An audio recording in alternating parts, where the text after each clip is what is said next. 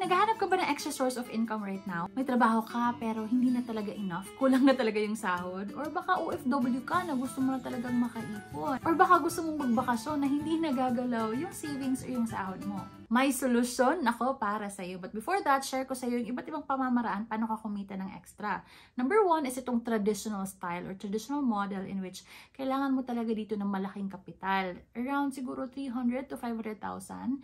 Kasi dito, of course, kailangan mo ng mga permits, diba? Kailangan mo ng office talaga or location or warehouse kasi doon mo ilalagay yung mga products mo. However, hindi nga yan feasible kasi nga busy ka, diba? May ginagawa kang iba. Gusto mo lang ng extra pagkakakitaan.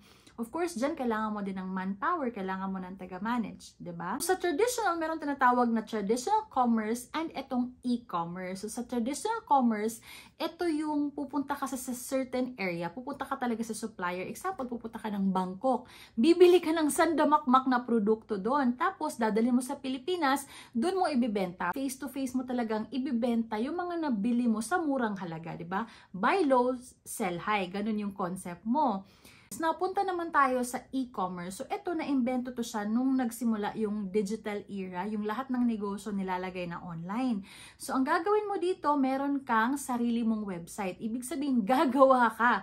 Okay? Mag-a-upload ka ng mga produkto mo sa website mo. Ibig sabihin, pipicturean mo yun ng magaganda. 'Di ba? Kasi dapat enticing din, no? Na gusto din ng consumer mo yung bibili na produkto from you. Hindi lang 'yan. Kapag may mag-order, ikaw po yung magbabalot, magpapak, mag-aayos ng shipment, okay? Ikaw yung kukuha ng payment ng customer mo.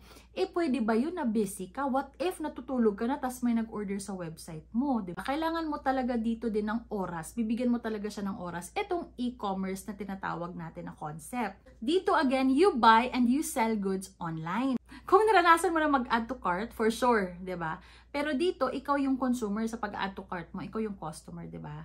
Why not this time, ikaw naman yung maglalagay, no? Ikaw naman yung kikita, 'di ba? Instead ikaw yung gagastos ng gagastos. So that's the e-commerce style. Ng pangatlo, which is the easiest business model right now, which is ito yung tinatawag na drop shipping business concept. Ano naman to? Dito meron ka lang website, okay? Bibigyan ka lang namin ng website, tapos yun lang i-promote mo. Promote and share, which is ginagawa mo na naman, 'di ba? Nag-Facebook ka, sinishare mo yung mga bagay-bagay. Diba? Kumikita ka ba doon? Hindi. Right? May nagustuhan kang product, sinishare mo sa mga kakilala mo. Kumikita ka ba doon? Hindi. Right? Etong dropshipping, ang maganda neto guys, wala kang sandamakmak na produkto. Ibig sabihin, hindi ka nangapital ng sobrang laki. Kasi nga, wala kang on-hand the products eh. Meron ka lang website. Sa website mo, hindi ikaw yung gagawa. Okay? Gawa na siya. Tapos yun lang ipopromote mo. Madali or madaling madali? Diba? Kung nakakapag-Facebook ka pa, scroll ka ng scroll, why not this time gawin natin siyang pagkakakitaan kasi nga kailangan mo ng extra income, tama? So dito sa dropshipping concept, meron kang supplier, okay? Sila na gumawa ng website, ngayon ikaw magpo-promote ka. Sa e-commerce, ikaw pa gumawa ng website, ikaw pa nag-upload ng mga pictures, ikaw pa nag-aasikaso kung may mag-order, mag-deliver, magkuha sa payment, ikaw lahat. Plus, ipo-promote and isi-share mo pa. Ganon yung e-commerce. Sa dropshipping na wala na yung back-end, okay, ikaw na lang yung magpo-promote, ikaw na lang yung mag-share. Every time may mag-order sa website mo, si supplier na po ang bahalang mag-pack, mag-ayos ng delivery, mag-communicate sa customer mo, sila na din po mag-aasikaso sa income, papasok na lang siya sa iyo, sa portal mo. Maganda or sobrang ganda? 'Di ba? Ganun lang kasimple. Kaya pwedeng-pwede kahit busy ka, may ginagawa ka, OFW ka, kasi ako nagawa ko, OFW ako, kumikita ako dito sa dropshipping concept.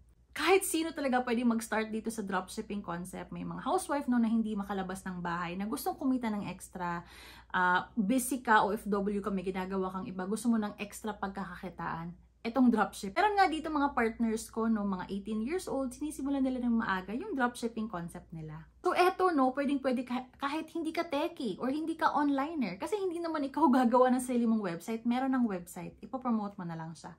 Okay? Nakakapag-Facebook ka pa, 'di ba? Kayang-kaya mo to. So if ikaw gusto mo talagang kumita ng extra dito sa dropshipping concept na sinishare ko sa iyo, pwede mo ko i-message kasi tutulungan kita kung paano mo sisimulan yung sa iyo na magsimula ka ng kumita. Okay? Iga-guide ka namin dito. So see you in my inbox.